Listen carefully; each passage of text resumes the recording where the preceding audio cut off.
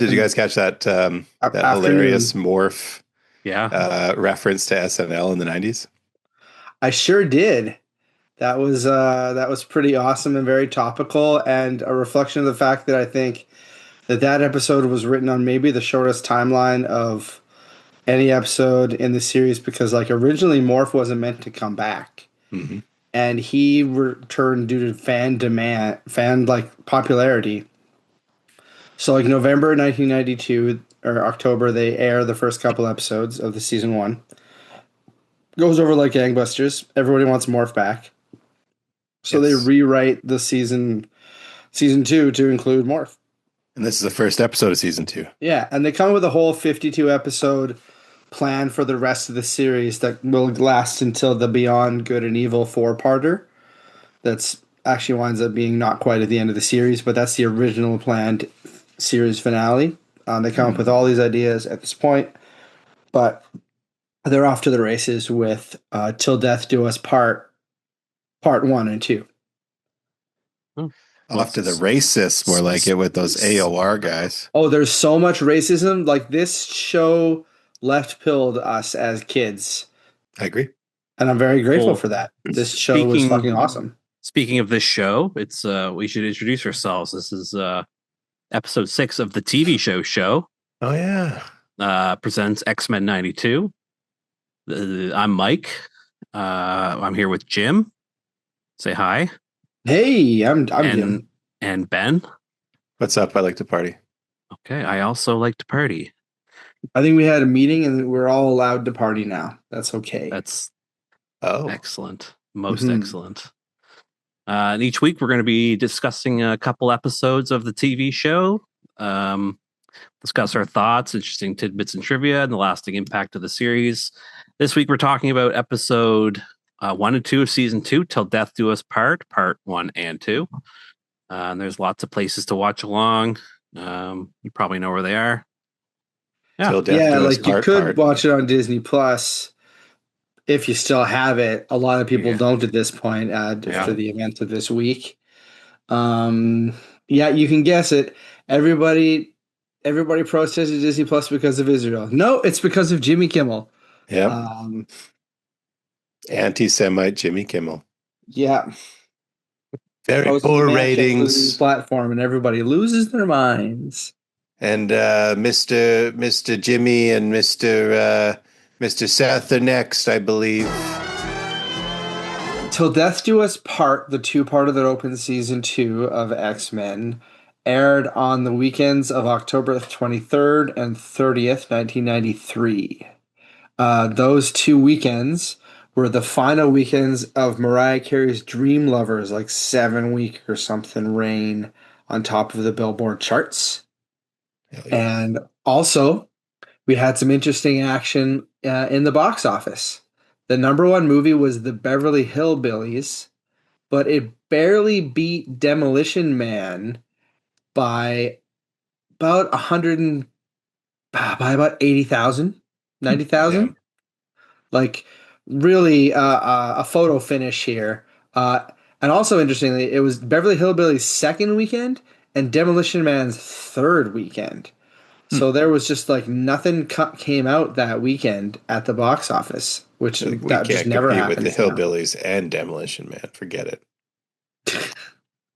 Well, there's some classics in the theaters at the time, like the Joy Luck Club is in the box office at this point. The Good Son, that great Macaulay Culkin Huh. one. The Fugitive is kind of at the end of its box office run here. Jurassic Park is still in theaters and plowing to get Wow. money. Rudy has also just come out, but the big movie, the most interesting one, is The Nightmare Before Christmas, which in its second week is expanding from 2 to 560 theaters. Disney was really cautious with the release on this one. They didn't know if it was going to be a big deal. So it performs like the best of the weekend. Like it's got an 11,000 per theater average, whereas like Beverly Hillbillies has only about 3,300. So it's cleaning up. It's doing well, and it'll actually become the number one movie the next week, October 30th. The night before Christmas will, thankfully, be number one over Halloween weekend. It's pretty That's rare that a nice. Halloween movie actually comes out like on Halloween weekend. You That know, was a pretty genius Halloween movie though, because it's also a Christmas movie. I remember Jurassic Park was like came out over a year later, like a year and a half later. It came Yeah. out on video. They like milked it being in theaters in major cities forever. Man, those were the days of like movies that were made for families, but movies that were also made for adults, and like they were just trying stuff, you know? Yeah, Yeah. I still couldn't tell you who the Nightmare Before Christmas's audience was in 1993. Like I get that that was a big risk. Mhm. Goths weren't, so socially accepted and fetishized on Instagram Yeah. and They TikTok. weren't quite having their moment yet. Yeah. Yeah, yeah. Yeah. You weren't One you of weren't the first bragging about your big titty goth goth band. girlfriend at that time. No. It's No, just I kind of something mean, you did in the dark. you were proud, but you didn't brag. You're very humble about it. Yeah. Yeah. I'd totally forgotten that there was a Beverly Hillbillies movie. That feels Yeah, I've very never I seen early. don't it. forget That it. feels Jim very Varney was in early that. on. That feels very early on for like a retro TV series revival Yeah, movie. Like there's not I a don't lot even of know them if the back Brady then. Bunch movie had come out yet, which is That I was think what I was like going the to say. gold Yeah, it was standard. around the same time, and then like That's just it. a little while later, they did Bewitched, maybe 10 years later. Yeah, that was Um, kind of like the end of it. That was when it was running on yeah, Steam. yeah. Nicole Um, Kidman in that one. yeah, so Beverly Hillbillies starred Jim Varney. Diedrich Bader, Yep. Jim Varney, Erica Eleniak from Baywatch. Mm. The first couple of seasons, like before there was Pamela Anderson, there was Erica Eleniak. Here's the real heartbreaker: Lily Tomlin and Dolly Parton, Holy shit. and Dolly plays herself. And Yeah, don't forget about Rob Schneider. I did. I wanted to not mention him, but there's comedy legends Leah Thompson and Dabney Coleman. Um, Hell yeah. yeah, I don't Wow. know. It's directed by Penelope Spheris, so even though it's like dog shit, terrible critical and audience reception, it's got to be something to it because it's the next movie by the director of Wayne's World. Yeah. Like that means something, doesn't it? Her career went nowhere after that, though. She made a couple cool music and documentaries in the 70s and 80s, and then a bunch of bad comedies, and then Wayne's World, this perfect movie in the middle of all of it. Hmm. What a fantastic and strange career Penelope Spheris had. Yeah. Yeah, I heard the Fall of Western Civilization music documentaries are incredible stuff, though. Highly recommended. When did the Brady Bunch movie come out? 95. Okay, little yeah. bit So the after. Brady Bunch movie had the benefit of seeing how so many of these revivals failed. That's Mhm. probably why it was Yeah. so good. This one did, though, have at least a similar vibe and tone to that, and they did a good job of finding similar looking actors to the original series. They did find the right looking people. Adam's Family was definitely the beginning of the revival in Yeah. 1991, and then Adam's Family Values came out in 93 and was like, you can't tell me this movie had a chance in hell of being better than Adam's Family Values. But have you seen the Beverly Hillbillies, Ben? Yeah, I remember it from when I was a kid. I don't Oh yeah, remember any was it details, good? but I think it was great when I was about 8 or 9. Oh, really? Oh. What does that mean? Was that- It's enjoyable. It was the same time that I also enjoyed watching something like Dennis the Menace. Ooh. I was too old for Yeah. like Sesame Street, but too young for like Terminator 2, that kind of age. It's like So How five. do you good feel family about the movie. Little Rascals? Because that was her next movie and probably her best other Oh, movie. damn. Yeah, Yeah. that's Wait. another Who did Little movie. Rascals? Spheres. Oh, really? Wow. How did she get stuck doing all these like TV things? Maybe she did something really, really bad. Yeah, it was called Senseless and The Black Sheep. Remember the Chris Farley, David Spade one? I think Black Sheep was fine though. I Yeah, remember Chris like Farley It was no Black Tommy Sheep as a Boy, but teenager. it was Yeah. Wasn't Black Sheep his last movie, too? Is that the one where maybe his last he live action one. fall? No, his last one was Beverly Hills Ninja, wasn't it? Mm-hmm. That sounds right. Yeah. Yeah. No, his last I one was remember- Dirty Work. Well, okay. When his nose got bit off by So a Vietnamese Dirty whore. And of course, he was famously supposed to be Shrek. That would have been Oh, yeah. if they didn't have to change the script and reanimate it, he would have stayed Shrek, and there wouldn't have been a Shrek Empire. Damn. Yeah, but they needed to change the script, so they needed to hire a new actor, and thus Mike Myers got it. Yeah. Doing the Yeah, fat bastard voice of all things. just fucking. Isn't it more that, I mean, technically speaking, Fat Bastard has Shrek's voice, doesn't he? Which came first? Maybe. Hmm. I think it is Shrek first. He also did that whole movie where he played a bunch of Scottish family members. The So I Married an Axe Murderer. Norbit? Yeah. Shrek came out in 2001. The Spy Who Shagged Me came out in 1999. So Was that technically, where Fat Bastard came from? Okay, yeah. So he, Fat Yeah. he's in, Bastard's first. I thought so. yeah, yeah. Okay. Hmm. They saw that movie and they Technically, thought he was perfect. technically, Chris Farley's last credited film role is Almost Heroes Hmm. with Richard Lewis, I think. No, Matthew Perry. That's even worse. Yikes. And Bokeem Woodbine and Eugene Levy. One of the few traditional narrative movies by Christopher Guest. That explains Levy. Uh-huh. That's a real shame that that's his last movie, but at least Dirty Work came out later and is a great, terrible movie. Like, I need to qualify that there's a very questionable shit in it all over it. Oh yeah, does not age well. No, there's some problematic things that are bad. They're just I've never seen it, but even just some of the stills I'm seeing. Look you being like a functional adult that can tell right and wrong and be like, oh, okay, Norm fucked up on this one. You know, it's worth seeing. It's great. Hey, look, their trunks here in this car lot, they're all full of dead hookers. That it's worse. Shit, he says it worse than that. I'm not even going to say how he says it. Cyclops is fleeing through an abandoned building in his uniform while Logan is dressed in a tuxedo and he chases him. But then we see at the same time Scott is marrying Jean Grey. We get back to the fight. We discover that Cyclops is just one of the robots in the danger room. And Wolverine's really Logan is like all dressed up in a tux and fighting all these robots. It's a pretty dynamic thing. We get it right away that he's pissed off that they're getting married and he's no showing the wedding. At back at the wedding, Jean can she can sense Logan. Even though she's like not really supposed to be all that telepathic, she's supposed to be really telepathic with Scott, but she can also sense Logan. So that's interesting, right? Yeah, they're connected. Yeah. Remy reminds everybody that he's super horny for Rogue, and he tries to kiss her because they're at a wedding and it's Cajun tradition. But she pushes him away. It reminds the audience that she's like she's always constantly reminding the audience that she can't touch anybody. And she's real mad about it because she's hot as shit. It'd be crazy if somebody we're all mad tried about using a fucking dental dam or a condom or something. Have you not seen the condom scene in the original Naked I'm Gun? Catholic. It's like, oh, okay. What were you going to say, Mike?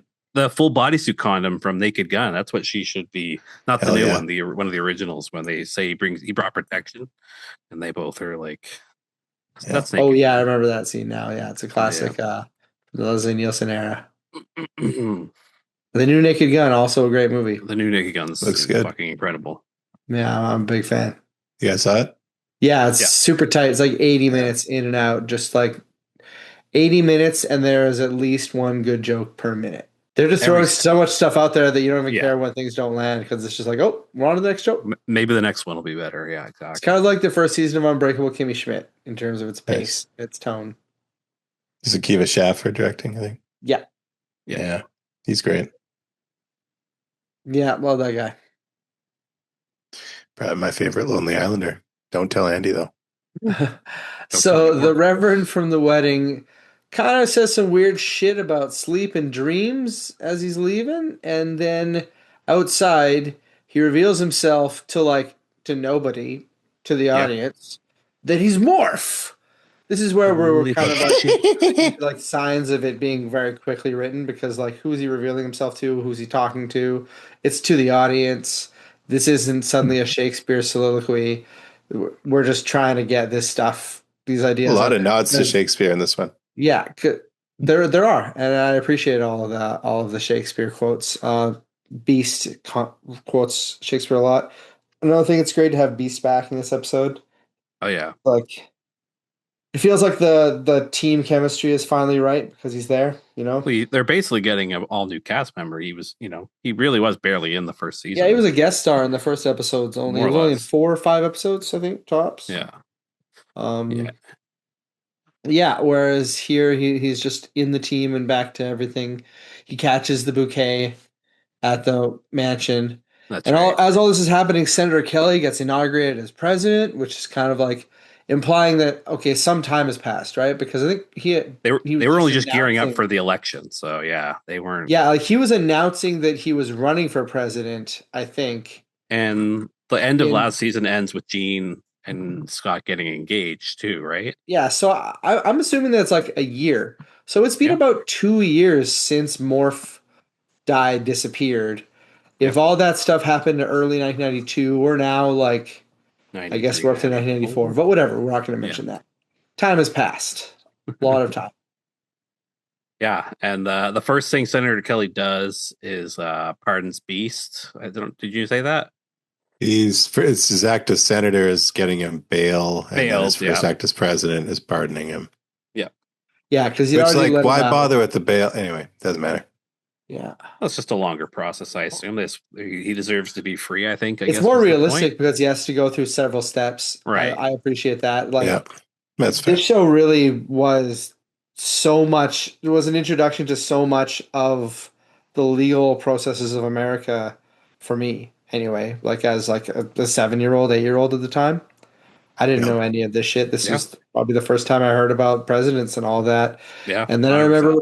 being like aware and conscious of the 1996 election a couple years later. That's the first one that I was really like noticing Bob Dole jokes on TV a lot. Bob Dole.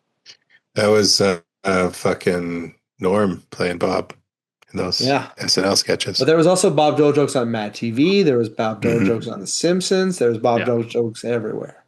That guy was a He real always said clown. like Bob Dole, blah blah blah. Like Bob Dole doesn't like OJ, stuff like I that. listened to David Letterman even as a child. Like I guess I was born 40 years old. Yeah, President Kelly's got this event where he's pardoning Beast and there's an attacker. And it turns out that the man was working for a guy named Graydon Creed, who's kind of like shifty looking. He's always wearing the signature red coat and green pants combination that like nobody in the real world would ever be caught dead wearing. he sits in the Um, back of the office. You don't know his yeah. job Is really. it supposed to be known or not known that he's Sabretooth's dad? Spoilers. Oh, Whoa, sorry. No, we're not supposed to know this at this point. Creed We don't is. even know that he's named Graydon Creed, I think, in this episode. They don't name him. You're right. No. Huh. Yeah. I thought he maybe goes like, "Hey, this is Creed," blah blah blah. Oh, maybe. But like I think it's a thing where you're supposed to only you can know if you know, because his name's Creed. You might be able to put it together. I don't remember a time where I didn't know that, but I imagine that there's going to be a reveal coming. I remember it's a pretty big part of I remember the reveal, so maybe it was a big deal for me to have that revealed. But maybe I just knew from the comics because in the comic books it was already known by the point that he already showed up in the cartoon. He was a Yeah, I wonder senator. what percentage of the audience at this time had access to all the comics and read them. It was Well, the probably a lot comics were smaller Were big. kids than. still really reading comics then? I Like, don't think the kids would, and the kids were probably a big part of the audience, but I do think that this was a show that a bunch of older people that were into the comic books were watching. Well, there were a lot of adult themes. I remember one shot in this where like Rogue is asleep, and they just like cut across and like pan across Oh, her like God, yeah. Oh sleeping yeah, body, and then the pan That one pan over was across the. Rogue is very- extreme. It's It's way like, more whew, sexual it's way more than the detailed than it Apocalypse usually shot. is. She's fucking sexy. Sure, like they're drawing her that way and everything, but it's a very interesting choice for the camera to like really linger and pan over her body like it does. Yeah, Mhm. that was aggressive. I gotta say, I that Yeah, this was a very adult episode of the show. yeah. I was A commenting lot while I of was a lot watching of that. deep kissing with the Yes, Cyclops and Jean. Yeah, Yeah, like they really go at it. They're kissing for like 30 seconds at a time, every time. So anyway, we get back to Logan's danger room fight, and he's all battered. And I don't think we mentioned that there was like one Sentinel that was like kind of modified to so it looked like Cyclops. It had his laser beams. I thought that was a really interesting thing to Mm. have program. Well, the is whole just- thing obviously was Wolverine saying, "Hey, Danger Room, make me a scenario where I get to beat up and kill Scott a bunch of times." And like, And so Daydream's that's- like, "You okay, Logan?" Yeah, He's it's like, like, "Just fucking do it. just fucking, Just fucking do it, Bob. Don't fucking ask me that. Just fucking do it." And they're like, "Okay, this is a Okay. kid's show, bro. Like, you gotta. Yeah. This is on Saturday morning." So Jean shows sorry. up and she's all But sad. that he- before we go on, holographic technology confirmed in this episode. We Oh, yeah, they asked told about you it in the about first one, and they actually commented on it in the episode. Yeah, Good call. there'll be a lot of hologramming in this show going forward. So Jean says she's really disappointed that Logan didn't show up, and then she says she's gonna go catch a plane, and I don't know if we see her again for the rest of the episode. Yeah, they end up on the boat together. I don't think the boat happens till the next. I think that's all episode part 2. Yeah. It all does blend together, but I don't think that I think she flies out of the episode now.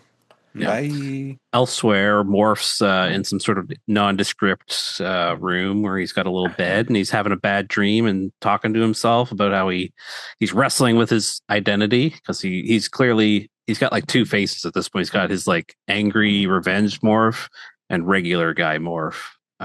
Yeah, like the one guy's got the terrible bags under his eyes and just looks kind of like yellow shit. skin, laughs like the Yeah. Crypt Keeper.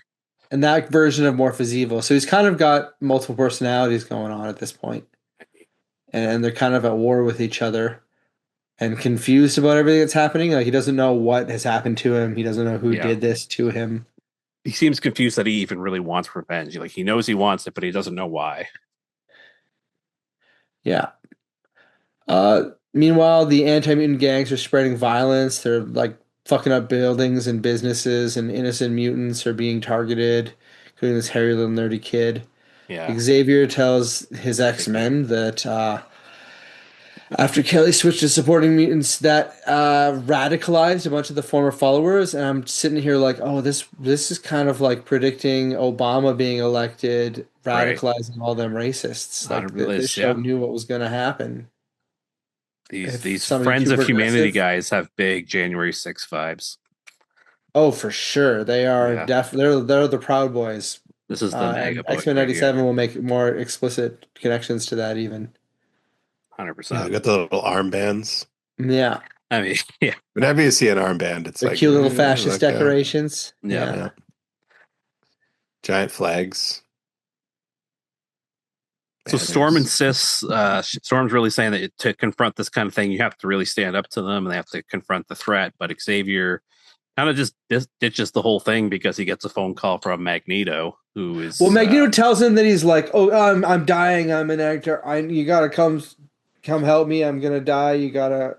Yeah. You know, he's fooled into it by like his friend that just started to redeem himself, right? Like at the end of the final decision, we had the beginning of Magneto's redemption arc, right? When he kind of teams up with the X-Men for the first time to fight the Sentinels.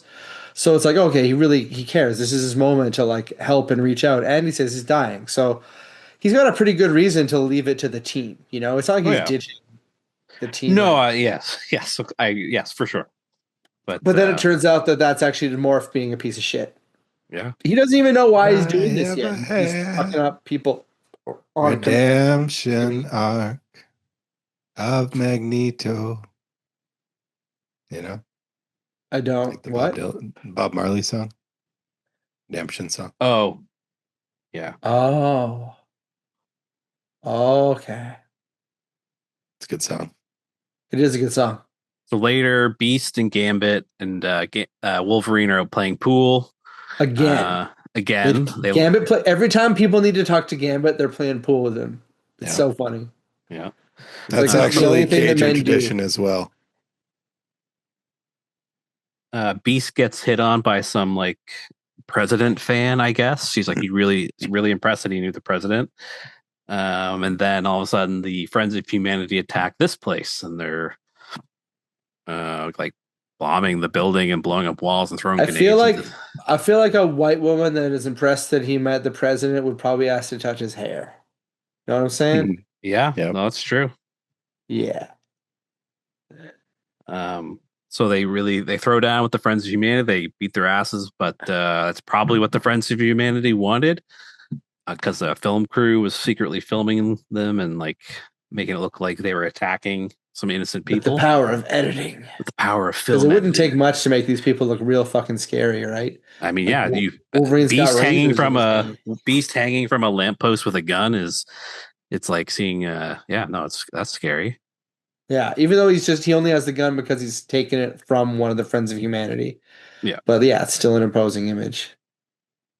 Especially because he looks like a fucking Mogwai on steroids. There's many, many different depictions of Beast. Like I've even seen him looking kind of like a lion man, or looking like the Beast from Beauty and the Beast. That would be funny. I Now that think it's a this is the best Disney version of thing. him, though. Yeah. It's gonna be interesting seeing Kelsey Grammer play this version of him. Yeah, I mean, if they're going with the design that we saw at the end of the Marvels, it's pretty much this version brought to live action. Yeah, that's what it looks like. It's pretty much one for one. I'm really excited to see James Marsden and Mystique wearing like show accurate costumes. I was kind of I am excited for that, but I was sort of hoping they would hold off till they're proper like put these guys in the suits we've seen them in and save like the proper X-Men look for whoever they I think for that, a new movie. Well, what they've done is they're putting them in the 90s looks for Doomsday, but I think that the next X-Men the actual X-Men movies with a whole new cast that they're going to do will have a completely different aesthetic. So I don't think they're giving anything away because there's been so many different aesthetics you can choose from. Fair enough. The 90s aesthetic would be the thing for sure. I thought that's the iconic one, and I don't really associate the 90s cartoon look and the 90s comic look, I guess, with those movies. So to me, like they're the black leather X-Men team. So anyway, it doesn't matter. I think in the case of Mystique, they just don't want to put Rebecca Romijn through that whole body paint piece situation. That's true. Just wearing like a costume where they only have to put makeup on her head is a big plus for her. Same with in the case of Cyclops, it's just like I just want to see James Marsden wearing that classic Cyclops outfit. Like he got done so dirty by those movies. Just discarded in the third movie in a bad decision, and he never really looked very cool. I don't know. I'm excited about it. Because he refused to suck Bryan Singer's dick. Pretty sure that's exactly the opposite of what happened. He got written out of that movie because he went to go make a movie with Bryan Singer. Kept sucking Bryan Singer's dick. Because he wouldn't stop. And they're like, dude, it's your time on camera now. Wow, don't make me edit this out. Come on. 5 more minutes. James Marsden, you're great. James Marsden. You're like the Brendan Fraser of handsome men. You're the whale of, Yeah, when is he gonna? Whatever. He's gonna play a 500-pound man. Like 10 years from now. It's kind of like he came along about 10 years after Brendan Fraser. Similar career trajectory. Hopefully, he doesn't get molested in the meantime. Yeah, for sure. Boy. Fraser style. Okay, so speaking of getting molested, we're going back to Morph, trying to infiltrate the X-Men. Poor Morph. Here we get Morph like really crossing some boundaries, engaging in some like non-binary behavior. He turns into Rogue and really behaves like Rogue. Kisses Gambit. Says that Rogue has been lying about it, and sets up a plan to hook up. Like, you don't think about this as a kid. But as an adult looking back and knowing that the writers of this show have confirmed that they consider Morph to be non-binary, like, it's quite surprising to see this stuff today. I mean, he knows what it's like to have male or female junk. True. Yeah, he knows, and he's making choices. Like when he becomes Wolverine, he has the claws. Like he's. Well, yeah, I assume that they're super hard, but I don't think he's fully making himself adamantium hard. That's probably they don't. I'm curious about how his powers work, and even how Mystique's work. Curious about how hard he's making Gambit adamantium hard. I'll tell you that. Luring Gambit into the back room. Then With he Miss pretends to Rogue. be Storm and sends Jubilee off just to fuck off. Just to fuck off. Get out of that's for Jubilee, you more must fuck off. Okay, I'm gonna go to the mall. I summon winds of fucking off. I had that coming. Um. Okay, so Gambit then goes and kisses the real Rogue. This is when we see that extremely exploitative long shot, Yeah. just like ogling her body design Is or this the whatever. I mean, first like sexual it's a assault of great the movie look. or of It's a the cool show? costume. One of Jim Lee's best designs ever for Absolutely. sure. Like the idea to pair the flight jacket with her was Ugh. just insane. Yeah. It's weirdly hot, crazy, it's super successful. I don't know what. It's such a disappointment that we never got that from I the think Anna it's hot Paquin in the world. same way that Diaz is hot on Brooklyn Nine-Nine. You Yeah, know, the Yeah. motorcycle bike jacket wearing girl. it's like don't give a fuck hot. Yeah. Yeah. Yeah. Also, it's Yes, cool because it like represents that she flies, Yeah. which also we didn't get in the Singer X Men's. Is that maybe something because Carol Danvers is a pilot, maybe she picks it up from She does pick it up from her, I think. the jacket. Oh, that's a good call. Oh wow. Oh, ding ding ding. Like, No, she that makes starts so wearing much a- sense. Nice. Yeah, like she picked That- up parts of her personality. Get me my no points or whatever it is they used to give out at the end of the comics. I mean, That I would- think I would love to ask Jim Lee. I bet he would say this is why she's wearing a flight jacket. You know, that makes so much sense, Ben. Mike, you guys blend together sometimes. You figured it out. Okay, perfect. I totally think that's got to be it, right? Sounds Like she absorbed totally Carol logical. Danvers. She's got some of her personality. That's like Miss Marvel, Yeah. Captain Marvel. Captain Marvel. My apologies to Miss Marvel. Miss Marvel I'm at the sorry time, for though. even saying it like that. That was probably an autism reflex or whatever. Anyway, so Gambit kisses the real Rogue, so obviously throws himself into a coma, and Rogue wakes up and is just blowing everything up that she touches. So he gets some nice chaos out of that. Jubilee winds up at the headquarters of the Friends of Humanity. And Morph cranks up the Danger on Beast's workout in the Danger Room, which is like the most common trope of someone fucking with the X-Men is to mess with the Danger Room and have somebody, you know. This seems excessive, he said. Yeah.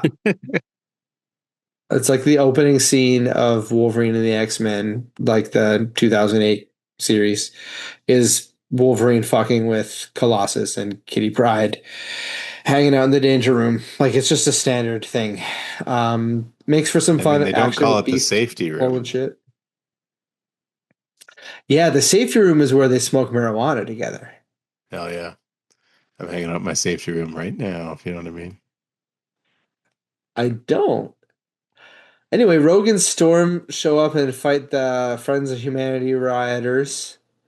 And Morph shows up again here and impersonates a police officer and has the other cops shoot down Storm. It's a real piece of shit. Little prankster he is. He's got that He's got that bug Tucker in him. Carlson laugh going on. Yep. Jeez. Or like Bradley Whitford and Billy Madison. Yes. Yeah, and then at the very end, we are given our first glimpse at the big villain that's been orchestrating everything, which is Mr. Sinister. We finally get Mr. Sinister, probably the greatest villain that the general public doesn't really know exists. You know, like X-Men fans know, us kids who grew up watching it all know, and having waiting for Mr. Sinister to show up, like Yeah, John Hamm. I guess it's who was going to be Mr. Him, Sinister. They spent 4 movies building it up, like several Deadpool movies and New Mutants and Would have been so good. something else all built up. Oh, Logan. They all have building up to Essex and the big reveal of Mr. Sinister being the new big bad, who's kind of like an anti-Charles Xavier because he's making all these schools where mutants are trained to do bad things and exploited. It was a really cool idea that they had that will never see the light of day. Who knows how we'll see Mr. Sinister in live action? It feels like it's not as far away. I feel like they'll get to him pretty soon in the Disney version. He's one of the only characters, not one of the only, but one of the biggest ones they have in their back pocket of like, this has never been done yet. So Yeah, like they can really It's capture the Morbin public's time. imagination with a good Mr. Sinister story. I'm not sure this is it, but if you do the Mutant Massacre or something, I mean, They Mr. should Sinister just is take very all the shitty like you Marvel could actually make Mr. Sony ones. Sinister a metaphor for Netanyahu, like a guy who uses his own people again as like targets and cattle and manipulates them and makes them wage war against each other and lets them die all over the place just to achieve his ends. I mean, Hairbag does kind of sound like an Israeli name. Yeah, he's very British. So there's actually a Mr. Sinister origin episode in the final season that we'll get that will really unpack everything about who he is, and it's a pretty cool origin, I Mr. think. Sinister. Yeah, Mr. Yeah, Sinister. yeah, that's So, me. Oh, I'm sinister. how would we rate this one? It wasn't as good as part two. no. I like. It's kind of just the setup, Yeah, it's just like a whole disappointing, lot of like, stuff being set up. The cliffhanger. morph stuff is really shocking when I was a kid, so I was really impressed by that. But watching through this episode now, I kind of like I needed those goggles on to really be having a great time with it. So I think I would give it 6 secret rape kisses out of 10. Oh my god. Jim's favorite rating.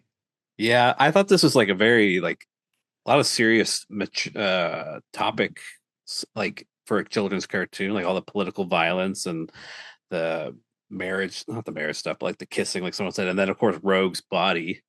Uh, so it's Yeah. just a weird. It was just a weird episode of a cartoon, I guess, in that sense. Like for anyway, I thought it was like a 6. Lusty pans across Rogue's chest.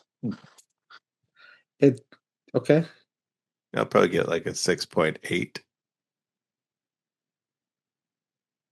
Seems like 0.1 less than you would usually give. Just doesn't quite get it up for you, eh? Yeah. Although that one shot. Oh. I'm trying cradling the mic in my hand instead of Good leaning visual, into good to do visual humor. Yeah, that really works well with this medium. it. Was there any standout mutant abilities in this episode? Any cool fights? I thought like the animation in the early part with Cyclops and Wolverine in the Danger Room was pretty well animated and well done fight or whatever. I mean, the morph animations are always pretty good. Yes, I like Morph's powers. He's cool. I did The like Rob to Schneider say reference was funny.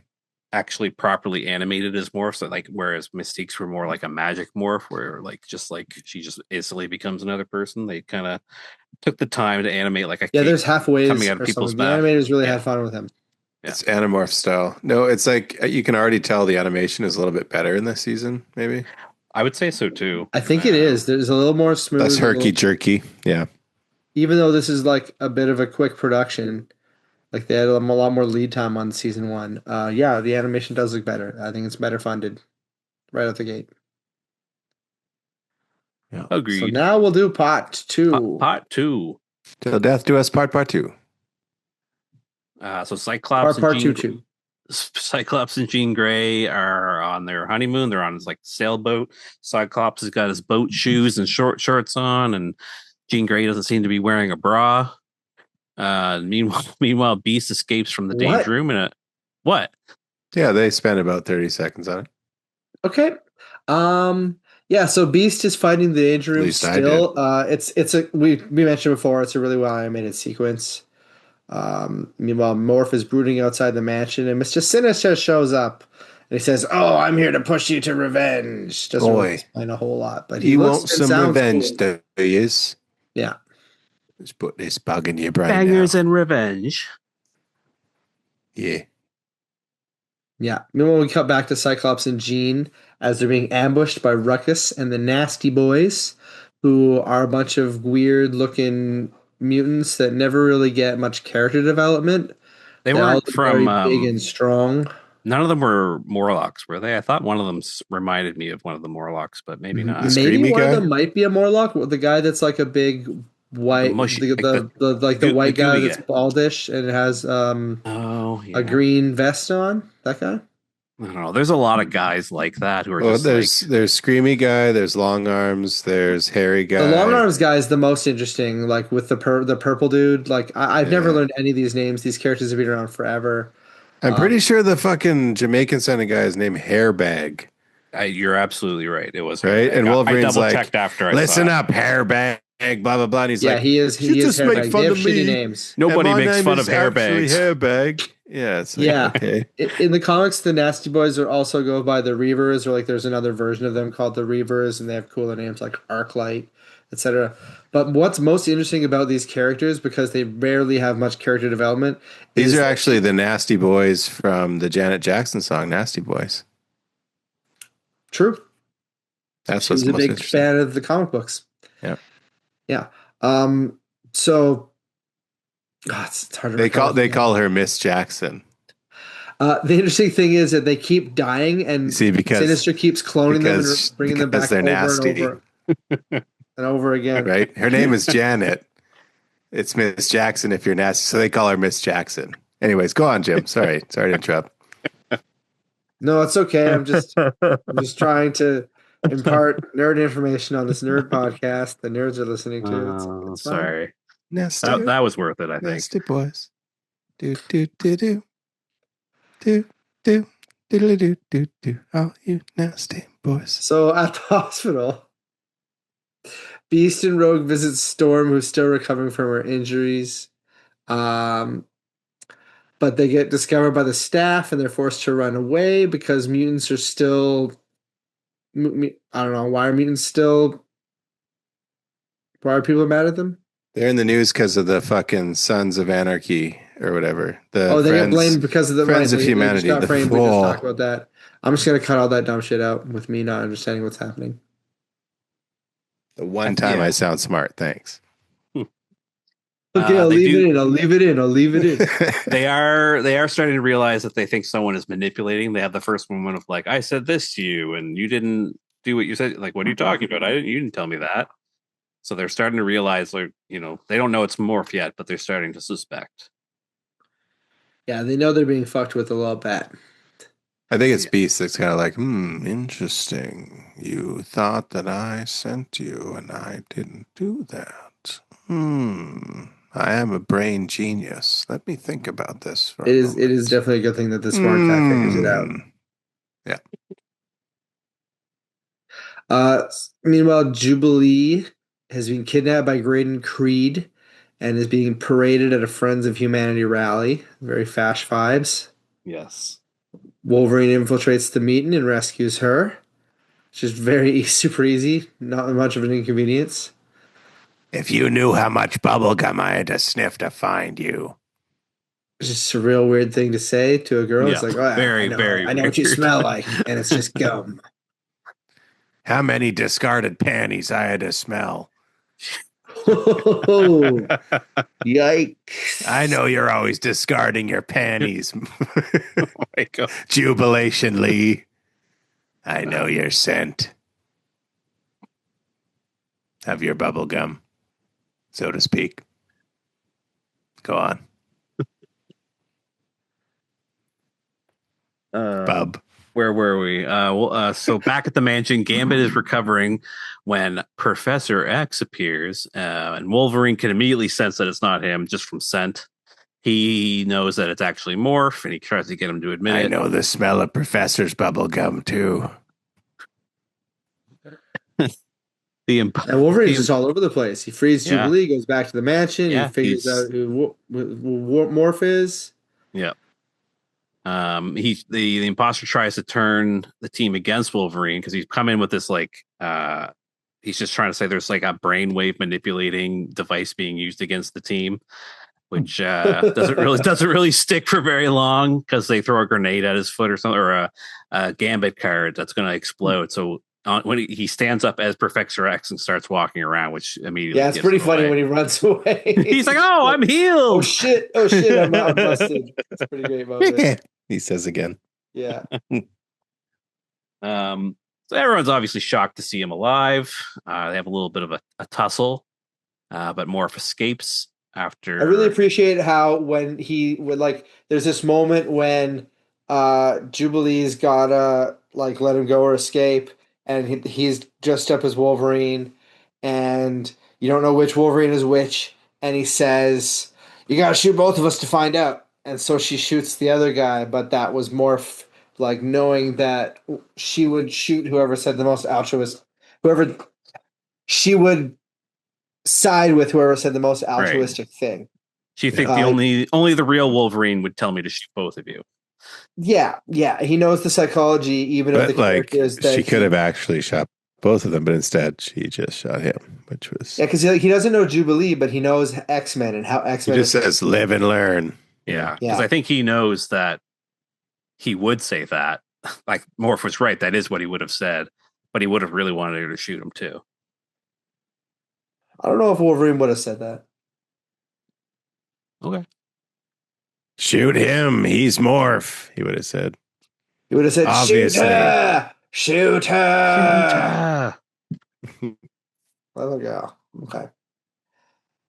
So Sinister monologues real heavily and uses the toothy snake thing to take Cyclops' DNA in the form of like a gold nugget. That was very weird. Yeah, I was watching this with Kelly. Cyclops and Jean have like the perfect DNA, and that their DNA can be used to create like the uber mutant. The perfect mutant. She was like, if they have the perfect DNA, is he going to make them fuck? And then he pulled out that weird eel thing. And she was like, ew. It's our honeymoon. Why don't they just fuck? It's not like they don't like the each collars other. on. Like they can use their powers right now. I feel like in a modern version of it, Sinister would like make them fucking watch. He'd probably still incorporate that weird fucking snake thing. Well, you don't see what the snake thing does. Like they purposely like kind of don't show it. Like he does turn his back so that Jean can't see what's happening. It's just kind of like makes a noise and then he turns around. So who knows? Maybe he pulled his shorts down and like put it on him like a like a Dune popcorn bucket. Yeah, exactly. Like something right out of Rocky Horror. I mean, Cyclops and Phoenix are very much Brad and Janet, right? Like that's those archetypes. Yeah, actually. I was just thinking, I was saying to fucking Kelly when Cyclops is like mouthing off to the bad guys, I was like, he's like if Chris Parnell was a fucking superhero. You know? Like just like, hey, listen, mister, you know, like you're being a real piece of work, pal. You just get out of here, I think he said at the end. When he had a chance to fucking murder him and murder everybody. We're about to be cut off. Get out of here, he says. Leave my friends alone. Yep. Great leader. We'll just take a little break here and we'll be right back. Worf returns to Sinister's base where Cyclops and Jean are stunned to see him still alive. They're the last people to learn that he's back. And he lets them in on the information. He disguised himself as their reverend, which I guess means they're not really married, which I guess was his fake prank on them. He's like, ooh, gotcha. Kind of weird. Your kid's going to be a bastard. Which Jean later says, like, we'll be married again someday. As if it's not like first order of business when they get there. Don't bother trying to get married again for they punt it 4 years. It's crazy how long before they try to get married again. Like this is season 2. We see their wedding in season 4, like the middle of season 4, near the end of it. Really, I guess she did mean like later. I got this is heavy. I guess can't deal with weddings right now. Took a long time to play in the first one. Sinister saves Cyclops from Morph, revealing that he needs the DNA, although he already got the DNA. Yeah, and then he also says that he's the one who rescued Morph from death, so he needs to like follow him, and he's kind of following his instructions anyway. I got the little nugget, but I still need the DNA, if you know what I mean. Maybe he just really likes the DNA and he wants to get more. I mean, obviously he does. He just has to keep harvesting over and those over little again. Teeth. I think he's like obsessed with Scott and Jean's genetic purity. Like, I feel like the way to play Sinister would be obsessed with the genetics of beautiful people, you know? Mm-hmm. Speaking of beautiful people, Kelly pointed out that she thought he looked like Marilyn Manson, the way his makeup was done up. Yeah, a little bit Marilyn Manson-y. Probably an inspiration for him. He had very shiny lips. Mm-hmm. And those little like dagger teeth. I remember I had a set of those. Did you guys ever play those like arcade games where you get tickets and win Oh yeah, prizes? yeah. There was one in Port Coquitlam that we used to go to when I was a kid and visit my grandparents. And like, I remember I had so many different sets of like little teeth. And one of them was like those little ones with the little tiny like sharp teeth. And my favorite one was one that looked like snake fangs, and it had like a little tongue, and you could like use your tongue to make the little tongue stick out. It's pretty cool. Shout out Command Headquarters, Command HQ, in I guess whatever malls in Port Coquitlam. Probably closed by now. That's so specific. Yeah, yeah, fair. um, So anyway, the X-Men show up on Sinister's island, and they defeat the Nasty Boys until Mr. Sinister shows up, and he is pretty much immortal. Like yeah. nothing anybody does can fuck with him because he's got all these genetic, like His powers are very like hard to define. he's basically harvested powers from other people over the past 150 years. That's his origin. Oh, So okay. he like He looks like a Apocalypse, like, Dracula. made up of multiple powers from multiple people. You see a He Dracula? 100%. Apocalypse, like he basically is using science to do what Apocalypse naturally is. Like Apocalypse's power is that he can absorb other people's powers Which by is also possessing Rogue's them. power. It's much more like it's a lot more long term. Like he has to possess their body completely to absorb their power, and then he has their powers going forward. Hmm. Whereas, in the case of If Rogue Sinister, holds on for long enough, though, she does get everyone's power for that permanent time. well, yes, she can eventually do it, but wow, I guess that's a good point. I guess that in a way, Like that's why she can Rogue fly is still, kind of right? like the same powers as Apocalypse, like power vampires. I've never made that connection before, but that's really interesting, and I would build a movie around that because, like, clearly any new X-Men Apocalypse movie needs to build up to a confrontation with Rogue so they can do an homage to that shot. You Hell can't yeah. tell me they're not going to do that. Hopefully, Oh it'll be Margaret man, with Qualley, like Keke Palmer. who was it that played her in the movies, the Rogue character? Was that the chick like Anna Susan? Paquin. Anna Yeah, Paquin, Anna yeah. Paquin. Yeah, she was good. She was I good, did but see I that think we're going to series. go for a little bit more of like a pin-up type. You know, I think that the world wants a Rogue that's like a sex appeal Rogue. You know, Yeah. Not to say Sydney that Anna Sweeney, except Paquin's Sydney not. Sweeney is fucking mega. Did you hear I about mean, that? if you look at True Blood, Anna Paquin can be quite sexy and everything. They just didn't present her that way in X-Men. She was always very buttoned up. They gave her the January Jones treatment. I feel like in the first one, she's like seems very young too. Oh, she Doesn't is. I think she's still a teenager when she makes that, Yeah, right? she seems She very, was only very like young. 12 when she got nominated for the Oscar for Best Supporting Actor, something crazy Right. like that. Right. Wow. Piano, something. The Nasty Boys are some nasty boys. Like they have some really weird powers, like They're slime gross, right? guy and gorilla looking There's Yell guy, Guy. hairy I don't really like them a airbag. whole lot. They kind of Oh, they they kind have of a take garbage away a little name. from the season because it's like That guy's gross eyebrows. Apocalypse had his horsemen and the Sentinels or this army, and Magneto and Mystique have their like Brotherhood of Mutants, which are pretty iconic, even though they're losers, you know. Hmm. Whereas the Nasty Boys are just kind of like, and here's the forgettable ones who will never even get They characterized. just don't even really seem like people Sinister would hang out with. Like he just doesn't seem. No, he's really just using them and Yeah. like I said, letting them die over and over again. Hmm. Just cloning them. They're Yeah, just they means to didn't. an end. They And were they were not my they're kind of like favorite the henchmen. weakest thing about Sinister because they're Yeah, not very interesting themselves. not my fave henchmen, I would say.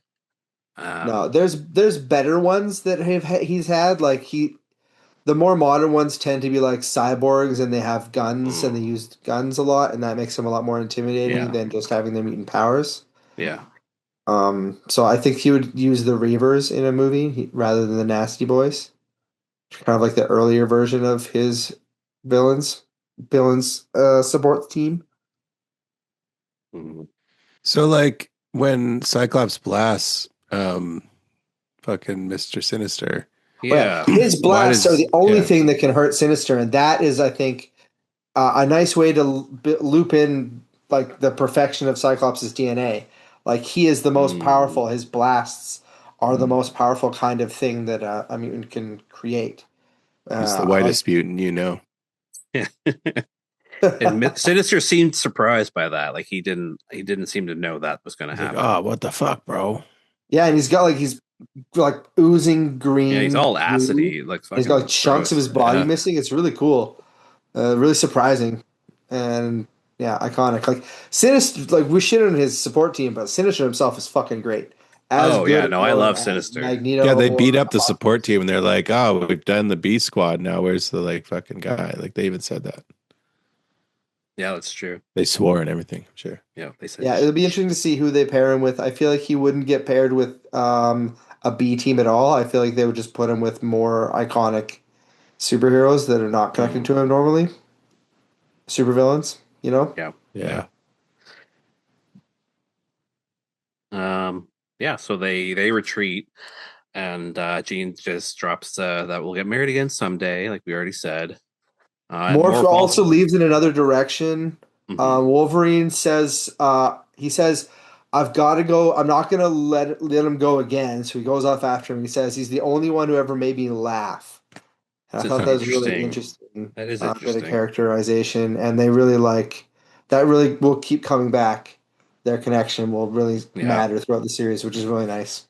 Explains why Wolverine's friends with Deadpool. Huh? I just really like to laugh, So, okay? oh, yeah, Pal. yeah. Hey, bub. I Tell need a me a good joke, laugh. bub.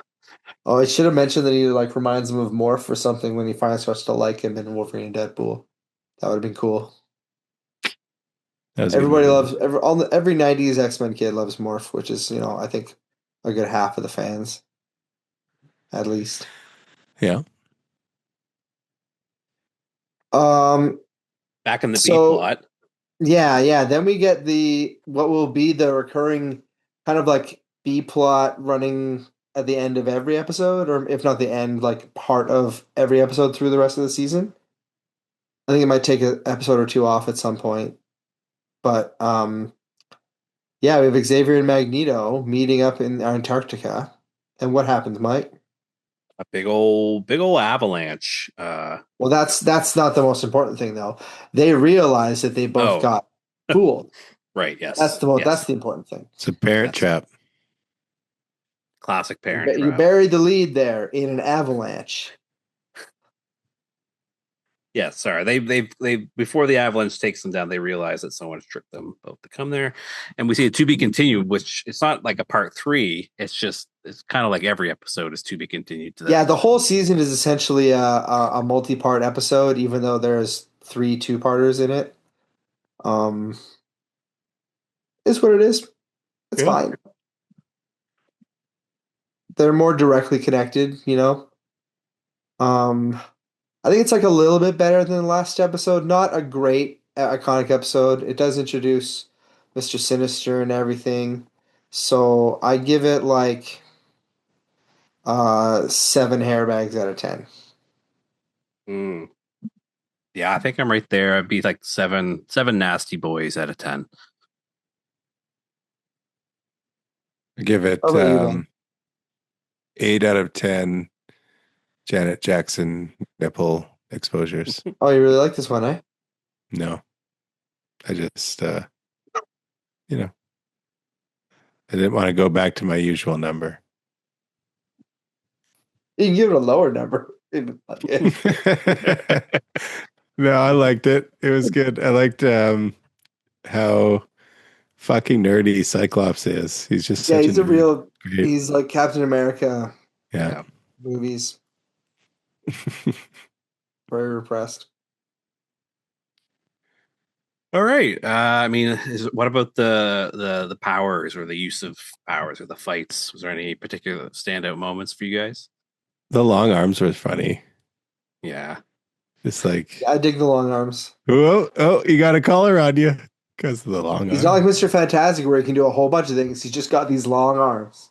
Well, I think he was kind of like liquidy too. Like later, Yeah, they tried to hit him and he Rogue just turns into nothing. Rogue spins him around and he's like a pile of muck. And yeah, Yeah, that guy's cool. He was Australian too, I think. Everyone had Yeah, really that sounded interesting like it. voices, I think. Like none of them Yeah. talked just like regular.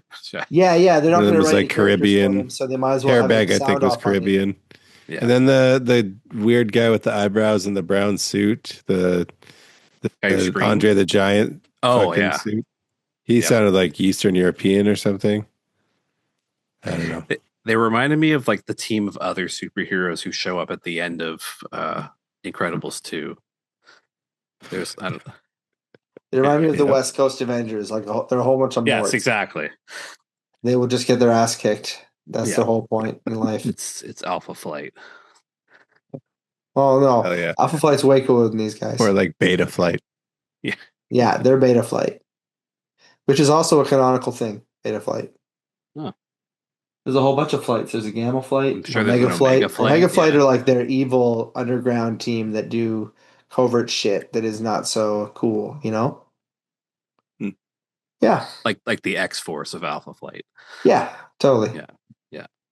All right. So that's it for this week. Just 2 episodes. Next week, we're going to be covering the next episode in season 2, which will be Whatever It Takes and Red Dawn. All right. We'll see you next time. All right. Have a good night, guys.